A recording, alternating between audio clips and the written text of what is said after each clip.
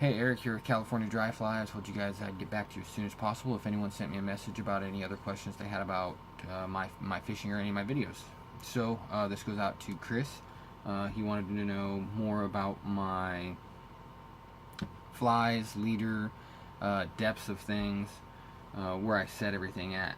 And unfortunately, I cannot tell you where to set your bobber, Chris.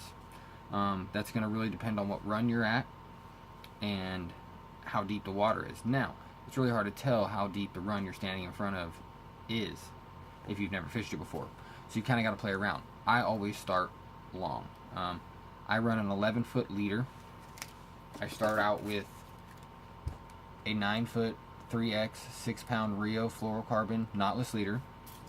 I add 2 feet of 5X fluorocarbon plus from Rio. I add this with a surgeon's knot to create a tag in. Off that tag in, I tie my first fly. I tie a size 16 pheasant tail. Sunny day, I'll use a bead with a flashback. Non-sunny day, I'll use a standard no bead, no flash pheasant tail. I also like the Prince Nymphs and Hare's Ears. Those are all basic flies that will work for you throughout the seasons if you get a perfect drift or a good drift. On the bottom fly, my furthest fly away from the indicator is usually a 20 or 22 size zebra midge, Beatty's mite, something tiny, something little brassies. As you can see, I've got a lot of little guys down here. I tie a version of a midge that really I haven't seen resemble anything in the water, but it's a little, kind of resembles, I guess, one of their little caddis carp, you know, their little rocky little things floating downstream. Sorry, I'm not a bug guy. I don't really know all the terms of this yet. I'm working on it. As for indicator depth and how much split shot you should use on your line, I start out with 1 BB 6 inches above my closest fly to the indicator. And with the indicator, I start out long. I always start with it at about 9 to 10 feet from my bottom fly, so almost my entire leader, and I work inward from there, outward from there, wherever the indicator tells me I need to go.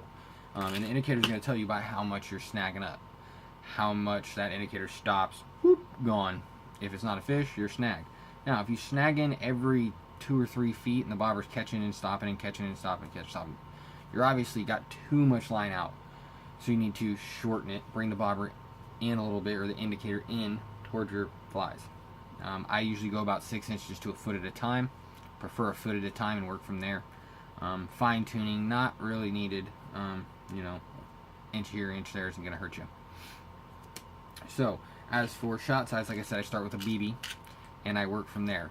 If I make my cast and it's a smooth drift and I watch it just barely tap the bottom, and then get out towards the deeper water and lose contact, I realize, you know, you'll need to mend right before it starts to do that, and that way you can get that extra line there to drop it back down to that deep pocket.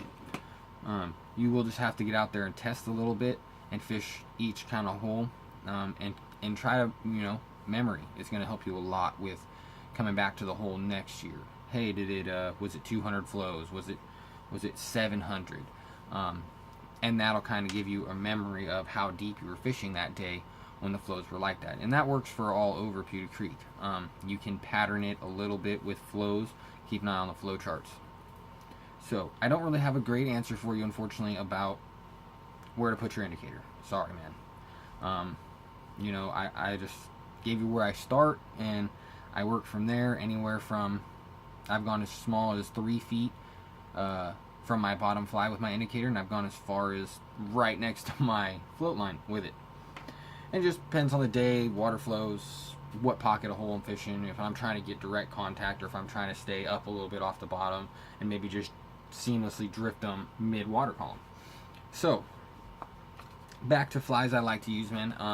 I try to stay with some basic rules of thumb, stuff that's buggy all the time or that looks like a variety of bugs.